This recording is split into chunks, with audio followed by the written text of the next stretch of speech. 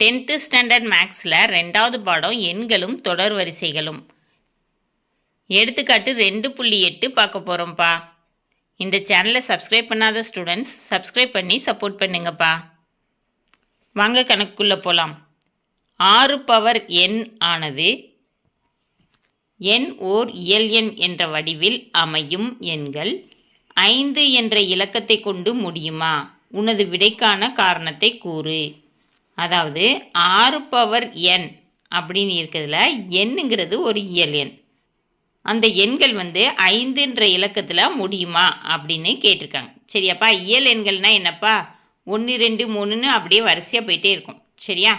6 power எண்ணுக்கு இயல் எண்களை பிரதியிட்டு பார்ப்போமா?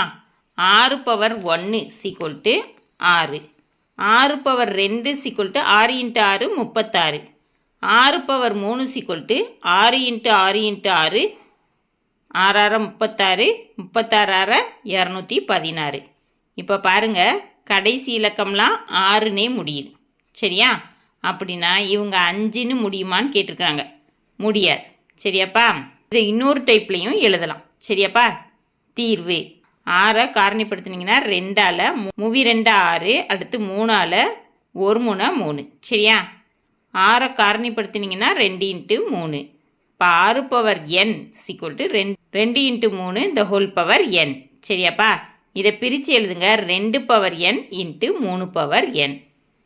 2ங்கிறது 6ஓட ஒரு காரணி. 2 பவர் nங்கிறது 6 பவர் nஓட ஒரு காரணி. சரியா? 2ங்கிறது ஒரு காரணியாக இருந்துச்சுன்னா அந்த எண் இரட்டை எண்ணாக தான் இருக்கும். சரியா?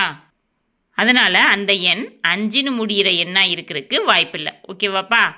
2 என்பது 6 பவர் n-இன் ஒரு காரணி. எனவே 6 பவர் n ஒரு இரட்டைப்படை எண் ஆகும்.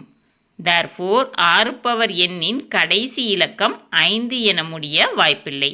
சரியாப்பா? ஃபஸ்ட்டு 6 பவர் 1, 6 பவர் 2, 6 பவர் 3 அந்த மெத்தட்லையும் கண்டுபிடிக்கலாம். 6 6ன்னு தான் முடியுது. அதனால் 5ன்னு முடிகிறதுக்கு வாய்ப்பில்லை.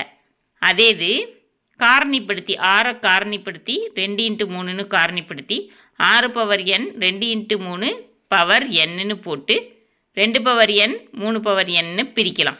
சரியா? பிரிச்சுட்டு 2ங்கிறது ஒரு காரணியாக வந்துச்சுன்னா அந்த எண் இரட்டைப்படை எண்ணாக தான் இருக்கும். சரியா? அப்படின்னா 5ங்கிற இலக்கத்தில் முடிகிறதுக்கு வாய்ப்பில்லை. ஓகேவாப்பா? இந்த வீடியோ பிடிச்சிச்சின்னா லைக் பண்ணுங்கள், ஷேர் பண்ணுங்கள், சப்ஸ்கிரைப் பண்ணுங்கள். ஓகேவாப்பா? Thank you students.